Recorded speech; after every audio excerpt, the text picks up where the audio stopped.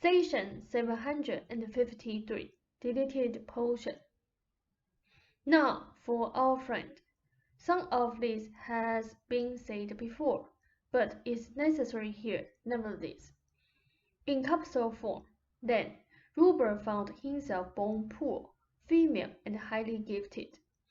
He determined to use those abilities. His mother banked upon her femininity, or so it seemed, stressing what Ruber thought of as feminine wiles. That approach had not worked with Ruber's mother, who recognized Ruber's writing ability at least, and tried to encourage it.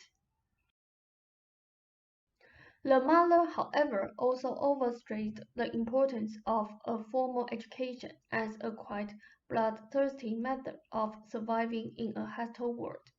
This meant that a certain conformity to official culture was maintained. Yet to Ruber's mother, if you were a woman, you either banked as she had on that femininity and used it as a tool, or you became educated. Education meant that the feminine nature must be controlled. She was deadly frightened that Ruber might have a child and not finish school. She also felt that Ruber was a poor woman to begin with, in a way, because the intellect and the femininity did not seem to mix.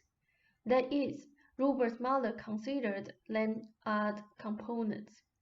Education was a practical tool. Ruber sought out men who would not insist upon children. This also meant that they had certain states of mind.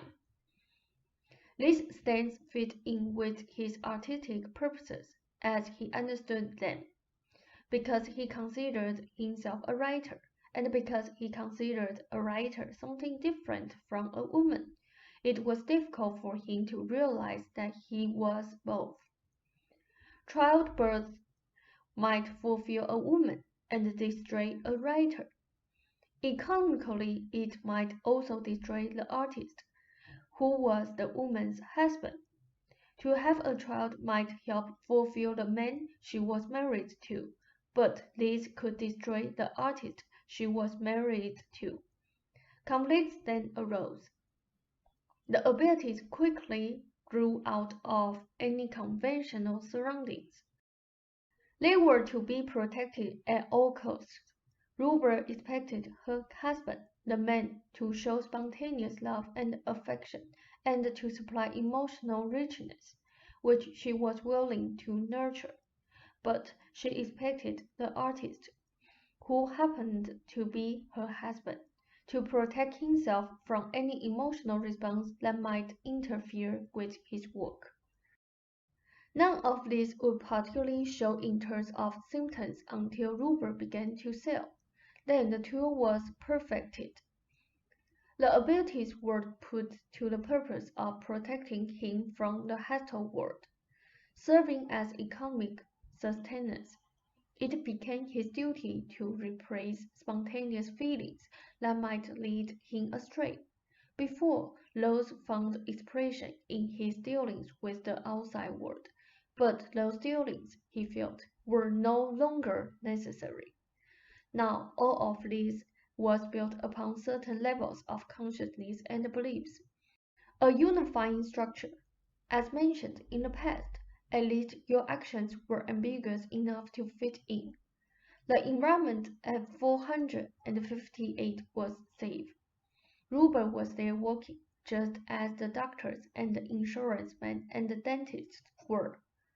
The move here, Rob noted, to 70-30, they said, was a good one, because it exploded that framework.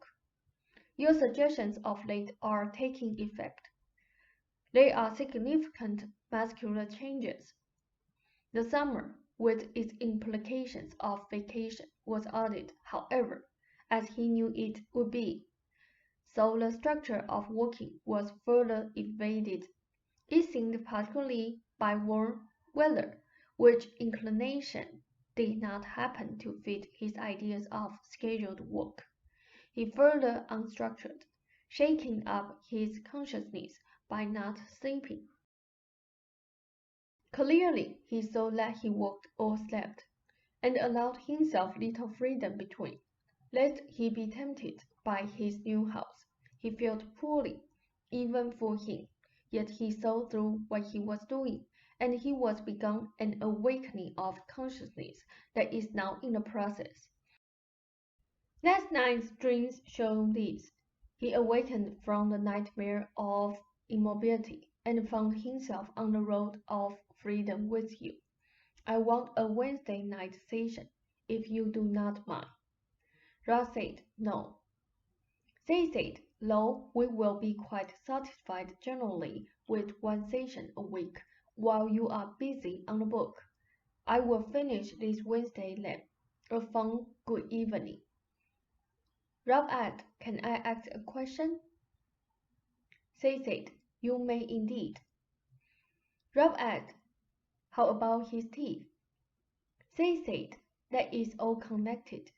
I will give you that Wednesday. You are correct as to the strain on the jaws and so forth. However, your suggestions are now of important merit. Your active, loving direction. Rob said, good night, Seth.